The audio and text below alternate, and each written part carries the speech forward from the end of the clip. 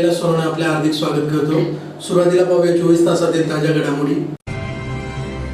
अग्रवाल विश्राम भवन येथे विकलांगांसाठी तपासणी शिबिर संपन्न। ओबीसी आरक्षण अधिकार मेळाव्याचे धुळ्यात आयोजन। राष्ट्रवादी युवक काँग्रेसची महाराष्ट्र विमान बैठक संपन्न। श्री संस्कार मतिमंद मुलींच्या शाळेत कपडे वाटप आणि एकविरा देवीच्या धुळे ते आंबोडे पायी दिंडीस प्रारंभ। आता बातमीपत्र विस्ताराने। धुळेतील अग्रवाल विद्यार्थी शिक्षण सहाय्यक मंडळ, नारायण सेवा संस्थान उदयपूर यांच्या संयुक्त विद्यमाने विकलांग तपासणी शिबिराचे रविवारी शहरातील अग्रवाल विश्राम भवन येथे आयोजन करण्यात आले होते। धुळेतील अग्रवाल विद्यार्थी शिक्षण सहाय्यक मंडळ, नारायण सेवा संस्थान उदयपूर यांच्या संयुक्त विद्यमाने शहरातील अग्रवाल भवन येथे विकलांग तपासणी शिबिराचे आयोजन करण्यात आले होते। या शिबिरात नारायण संस्थानचे हरिप्रसाद लड्डा व उदयपूर येथील डॉक्टरांची टीम यांनी चेकअप केले। साधारण 275 विकलांग नागरिकांनी नोंदणी केली होती। जवळपास 100हून अधिक पेशंट तपासले गेले आहेत। ज्या रुग्णांना उदयपूर येथे ऑपरेशनसाठी जावे लागेल त्यांचा खर्च अग्रवाल विद्यार्थी शिक्षण सहाय्यक मंडळ यांच्या वतीने जाण्यापासून ते येण्यापर्यंतचा पूर्ण खर्च केला जाणार आहे। नारायण संस्थान उद्योगपती सुभाष अग्रवाल यांनी 51,000 रुपये, विनोद मित्तल 11,000 रुपये तर वसंत अग्रवाल यांनी 5 लोकांच्या खर्चाची जबाबदारी स्वीकारली आहे। यावेळी अध्यक्ष ओमप्रकाश अग्रवाल, सेक्रेटरी दिनेश गिंदुडिया, खजिनदार पियुष अग्रवाल, व्यवस्थापक विक्रम कोडिया, संस्थेचे विश्वस्त विनोद मित्तल, कैलास अग्रवाल, महापौर प्रतिभा चौधरी, डॉक्टर जगदीश गिंदुडिया, अनुप अग्रवाल, नंदकिशोर अग्रवाल, बजरंगलाल अग्रवाल, गिरीश अग्रवाल, राकेश अग्रवाल, राजेश गिंदुडिया, संजय अग्रवाल, रवींद्र अग्रवाल, सुनील सिंगानिया, वसंत अग्रवाल, भारती सिंगानिया, सिद्धार्थ अग्रवाल, अक्षिता अग्रवाल, महेश गुगे, सुनील अग्रवाल, राजेश अग्रवाल, अजय अग्रवाल आदी उपस्थित होते। सहाय्य मंडळाच्या वतीने धुळे शहरात होऊ घातलेल्या दिव्यांग व्यक्तींसाठीचं मोफत इलाजाचं हा कार्यक्रम, या कार्यक्रमानिमित्त व्यासपीठावर दिवस आहे, 8वी माळ आहे आणि या 8व्या माळीच्या निमित्ताने या ठिकाणी दिव्यांगांसाठी जो कार्यक्रम माझ्या समाजाने घेतलेला आहे त्याबद्दल सर्वांनी जोरदार टाळ्या वाजवून चांगला असा उपक्रम या शहरात आज माझ्या समाजाने घेतला, त्याचा सार्थ अभिमान वाटतो। 250च्या जवळपास रजिस्ट्रेशन या ठिकाणी झालेले आहे। आज दिवसभरातनं जेवढेही रजिस्ट्रेशन झाले त्यांचं सर्वांचं तपासणी होईल, सर्वांचं माप घेतलं जाईल आणि ज्या ज्या गोष्टी माझ्या अपंग बंधुवांना, माझ्या दिव्यांग बंधुवांना लागणार आहेत त्या या नारायणी संस्थेच्या माध्यमातून आपल्याला या ठिकाणी पुरवल्या जाते। जसं आता सांगितलं का कोणाचं ऑपरेशन करायचं असेल त्या व्यक्तीला समाजाच्या माध्यमातून त्या ठिकाणी उदयपूरला स्व समाजाच्या खर्चाच्या माध्यमातून आपल्याला त्या ठिकाणी पाठवण्यात येणार आहे आणि आपलं ऑपरेशनही त्या ठिकाणी नारायणी संस्थाच्या माध्यमातून फुकट करण्यात येणार आहे, जेवायची व्यवस्था करून देण्यात येणार आहे। तर असं उपक्रम या माझ्या समाजाने जो घडवून आणला तो अतिशय मोठा उपक्रम या ठिकाणी घडवलेला आहे।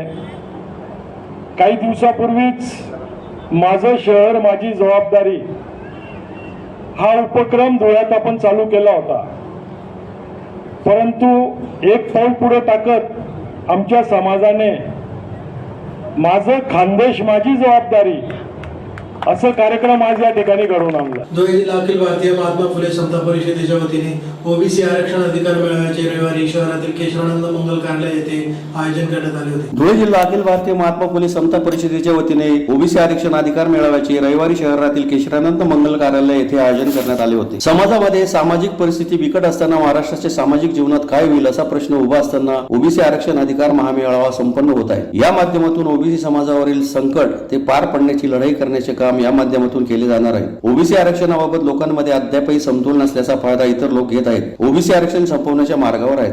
आरक्षण समजून घेणे आवश्यक असून याशिवाय ही लढाई शक्य नाही. आरक्षण ही आपल्या पिढ्यानपिढ्या केलेली सेवा लक्षात घेत आपल्याला मिळालेले आहे. महापुरुषांनी दिलेल्या बलिदानाने, क्रांतिज्योती महात्मा फुले यांच्या विचाराने, घटनातज्ञ डॉक्टर बाबासाहेब आंबेडकर यांच्या प्रेरणेने ओबीसींना मिळालेले आरक्षण वाचवण्यासाठी देशाचे नेते छगन भुजबळ यांच्या नेतृत्वात सुरू असलेल्या लढाईत आपण त्यांच्यासोबत दंडभेद वापरत समाजासाठी एकत्र येणे गरजेचे असल्याचे यावेळी सांगण्यात आले. या प्रसंगी प्रदेश उपाध्यक्ष दिलीप खैरे, समता परिषद प्रदेश उपाध्यक्ष बाळासाहेब कर्डक, अनिल नाळे, राजेश बागुल, उमेश महाजन, भगवान करणकाळ, भारती माळी, कैलास चौधरी, हनुमंत वाडेले, अशोक गिरी, बापूसाहेब खलाने, शंकर खलाने, दिलीप देवरे, BN बिरारी, विलास पाटील, प्रमोद नागरे, अण्णाजी मळी यांच्यासह समाजाचे पदाधिकारी व सदस्य मोठ्या संख्येने उपस्थित होते. भारतीय महात्मा फुले समता परिषदेच्या वतीने धुळे जिल्ह्याचा ओबीसी आरक्षण अधिकार मेळावा आज या ठिकाणी अतिशय हजारोच्या संख्येने या ठिकाणी संपन्न झाला. या मेळाव्यामध्ये प्रत्येक ओबीसी समाजातील जात घटकाचे प्रतिनिधी या ठिकाणी सहभागी झालेले होते. प्रत्येक ओबीसी समाजातील प्रतिनिधीने या ठिकाणी आपलं मत व्यक्त करताना एक ठाम भूमिका या ठिकाणी मांडली की मराठा समाजाला आरक्षण मिळालं पाहिजे, परंतु ओबीसी समाजातील त्यांच्या कोट्यातील, त्यांच्या टाटातील त्यांचा हिस्सा हा जायला नको, ही पोटतिडकीने मांडणी आज या ठिकाणी सर्व ओबीसी समाजाच्या जात घटकांनी केली. आणि या ठिकाणी प्रामुख्याने माझ्या मराठा समाजाच्या बांधवांना मी या ठिकाणी सांगू इच्छितो की ओबीसी समाजाला जे काय आरक्षण मिळालेलं आहे ते ओबीसी समाजांच्या पूर्वजांनी पिढ्यानपिढ्या ह्या गावगाड्याची सेवा केली. ही गावगाड्याची सेवा करत असताना त्याला हीन दर्जाची वागणूक दिली. त्यांनी गावगाड्याचे केस कापले, धुणे धुतले, गावगाड्याचं माळीव केलं, गाव खेळासाठी तेल काढलं, सुतारी काम केलं, लोहारी काम केलं, सोनाराचं काम केलं. मग एवढी सेवा केल्यानंतरही ह्या 12 बलुतेदार आणि 18 अनुदेदार यांचे तो उपकार सोडाच, परंतु यांना हीन दर्जाची वागणूक दिली. यांना कुठल्याही स्वरूपाची समाजामध्ये प्रतिष्ठा नव्हती आणि प्रतिष्ठा नसल्या कारणाने हीन दर्जाची वागणूक दिली असल्या कारणाने महापुरुषाने महत्प्रयासाने आरक्षण ओबीसी समाजाला दिलेलं आहे. हे जे आरक्षण दिलेलं आहे हे काय कोणी आम्हाला बक्षीस दिलेलं नाही आहे, तर आम्ही केलेली जी सेवा आहे, आम्हाला जे काही हीन दर्जाची वागणूक दिलेली आहे त्यासाठी मिळालेलं हे आरक्षण आहे. आणि या उपरी समजा माझ्या मोठ्या भावाला मराठा समाजाला आरक्षण पाहिजे असेल तर त्याला पहिल्यांदा स्वतःला शूद्र म्हणून घ्यावं लागेल. ह्या व्यवस्थेमध्ये जोपर्यंत शूद्र होत नाही तोपर्यंत त्याला आरक्षण दिलं जाणार नाही. आरक्षण ही काही गरिबी हटवण्याचा कार्यक्रम नाही आहे, हा सामाजिक समन्वयासाठी केलेला कार्यक्रम आहे. धुळे जिल्हा राष्ट्रवादी युवक काँग्रेसची महाराष्ट्र विमान बैठकीचे हॉटेल गणपती पॅलेस येथे रविवारी आयोजन करण्यात आले होते. प्रमुख अतिथी म्हणून राष्ट्रवादी युवक प्रदेश अध्यक्ष महबूब शेख उपस्थित होते. धुळे जिल्हा राष्ट्रवादी युवक काँग्रेस महाराष्ट्र विमान बैठक शहरातील गणपती पॅलेस या ठिकाणी राष्ट्रवादी काँग्रेस युवक प्रदेशाध्यक्ष महबूब शेख व विभागीय कार्याध्यक्ष पुरुषोत्तम कडलग यांच्या उपस्थितीत पार पडली. यावेळी उपस्थित कार्यकर्त्यांनी पक्षाप्रती आपल्या भावना व्यक्त करत येणाऱ्या निवडणुकीत पक्ष बळकट करण्यासाठी पदाधिकाऱ्यांनी सर्वांना विश्वासात घेत काम करावे अशा सूचना मांडल्या. 2014 नंतर देशात वाढती महागाई, शिक्षणाचे बाजारीकरण, सरकारी नोकऱ्यांमध्ये खासगीकरण यासह इतर विषयांवर लोकांमध्ये जनजागृती आवश्यक असल्याचे महबूब शेख यांनी सांगितले. या प्रसंगी राष्ट्रवादी काँग्रेस पक्षाचे NC पाटील, जोसेफ मलबारी, रणजित भोसले, जितेंद्र मराठे, डॉक्टर मनोज महाजन, जिल्हा परिषद सदस्य ललित वारुडे, रईस काजी, नगरसेवक वसीम मंत्री, नगरसेवक उमेर अन्सारी, नंदू एलमामे, उषा पाटील, शकिला बक्ष, चेतना मोरे, मनोज महाजन, वाल्मिक मराठे, रमेश करणकाळ, दत्तू पाडवी यांच्यासह मोठ्या संख्येने राष्ट्रवादी युवक काँग्रेस पक्षाचे पदाधिकारी व कार्यकर्ते उपस्थित होते. हा सरकारने यांचे जवळचे बगलबच्चे आमदारांच्या कंपन्या पोचण्यासाठी केला होता आणि महाराष्ट्रात राष्ट्रवादी युवक काँग्रेस असेल, राष्ट्रवादी विद्यार्थी काँग्रेस असेल आणि सर्व सामाजिक संघटना असतील, त्यात अगदी नितेश कराळे यांची संघटना असेल किंवा परभणीला काही संघटना असतील, या संघटनेने विरोध केला आणि सरकारला इच्छा नसताना युवकांच्या रोषापुढं हे आज GR परत घ्यायला लागला आणि तो GR परत जरी घेतला असला तरी आता तातडीनं 1.5 लाख युवकांची परमनंट नोकर भरती करावी. 1 महिन्यात जरी केली नाही तर आम्ही परत राष्ट्रवादी युवक काँग्रेसच्या वतीनं आंदोलन नाही. आणि फडणवीस किती खोटं बोलतात हे काय तुम्हाला वेगळं सांगायची गरज नाही. देवेंद्र फडणवीसांनी ज्यांच्यावर 70,000 कोटींच्या घोटाळ्याचे आरोप केले, आज त्यांच्यासोबत ते सरकारमध्ये. त्यामुळे देवेंद्र फडणवीस बोलतात हे काही सगळं खरं नसतं. 6 सप्टेंबरचा GR आहे. 6 सप्टेंबर 2023ला कोणाचं सरकार होतं, कोण मुख्यमंत्री होतं, आणि 8 मार्च 2023ची कॅबिनेटची बैठक. त्या कॅबिनेटमध्ये कोण होतं? देवेंद्र फडणवीस स्वतः होते. क्रिस्टल कंपनी आहे, ती क्रिस्टल कंपनी कुणाची आहे? प्रसाद लाडांची आहे. त्या कंपनीसाठी ह्यांनी सगळा खटाटोप केलेला आहे. त्यामुळे मागच्या सरकारच्या काळात जर हा GR आला असता, तरी देखील आला तर नाहीच, आला असता तरी आम्ही राष्ट्रवादी युवक काँग्रेसने त्याला विरोध केला असता. कारण हा GR या महाराष्ट्राच्या युवकाचं भविष्य धोक्यात घालणारा GR होता. आणि जिथं युवकाचं भविष्य धोक्यात जातं तिथं राष्ट्रवादी युवक काँग्रेस रस्त्यावर येते. आणि देवेंद्र फडणवीस दादांत खोटं बोलत आहेत. त्यांच्या काळात 6 सप्टेंबरला GR आलाय आणि 8 मार्चच्या कॅबिनेट बैठकीमध्ये त्या ठिकाणी त्याला मंजुरी मिळाली. त्यावेळेला देवेंद्र फडणवीस हे होते. आणि देवेंद्र फडणवीस आज ज्या मंत्रिमंडळात बसतात त्या मंत्रिमंडळात एकूण 27 मंत्री आहेत. 27 पैकी 18 जे मंत्री आहेत हे सगळे मागच्या मंत्रिमंडळाचे आहेत. त्यामुळे त्यांना जरी त्यांनी विचारून घेतलं तरी चालेल, काय प्रॉब्लेम नाही. दुसरा की दावा जरी केला असला तरी बैठकीत त्याच्यावर चर्चा होईल. मागच्या निवडणुकीत इथं राष्ट्रवादीचे पुरस्कृत उमेदवार होते आणि त्या पुरस्कृत उमेदवारानं जवळपास 2 नंबर 3 नंबरची मतं त्यांनी घेतलेली आहे. त्यामुळं नैसर्गिक ही जागा राष्ट्रवादी काँग्रेस पक्ष आतापर्यंत लढत आलेली आहे आघाडीत. त्यामुळे ही जागेवर राष्ट्रवादी काँग्रेस पक्षाचा दावा आहे. सिंदखेड्याच्या देखील 2 नंबरला आमचे संदीप बेडसे उमेदवार राहिलेले आहेत, त्या देखील जागेवर आमचा दावा आहे. ह्या 2 जागा तर राष्ट्रवादी काँग्रेस पक्ष लढणारच आहे. पण शिरपूरची देखील अधिक तयारी त्या ठिकाणी आमचे पदाधिकारी कार्यकर्ते करत आहेत आणि त्यांची मागणी आहे की शिरपूरची जागा लढावी. तर ह्या सगळ्या बाबतीत जयंत पाटील साहेब असतील, नानाभाऊ पटोले साहेब असतील, संजय राऊत साहेब असतील, हे सगळे तिन्ही पक्षाचे नेते एकत्रित बसून त्याच्यावर निर्णय घेतील. पण पक्ष म्हणून आमच्या ह्या 3 जागेवर कार्यकर्त्याचा आग्रह आहे की आपण ह्या जागा लढाव्यात. आणि मला वाटतं त्याच्यामध्ये 2 जागा तर आम्ही ऑलरेडी पहिल्यापासून लढतच आलेलो आहे. त्यामुळे तिथं काही अडचण नाही. शिरपूरची नवीन जागा आम्ही मागतो. सर काय बोलती याला महाराष्ट्रात कोण गांभीर्याने घेत नाही. आणि माझ्यावर आरोप केलेले ते कोर्टानं मला त्या ठिकाणी बिसमरी ॲक्सेप्ट केली. आणि दुर्दैवानं ज्या मुलीने माझ्यावर आरोप केला होता किंवा गुन्हा दाखल केला होता, तर त्याच मुलीने एका फिर्यादीमध्ये सांगितलंय की तिला माझ्यावर खोटा गुन्हा दाखल करण्यासाठी कुणी प्रवृत्त केलं, कुणी हे नीच काम केलं. त्याच्या चित्रावागचं पण नाव आहे.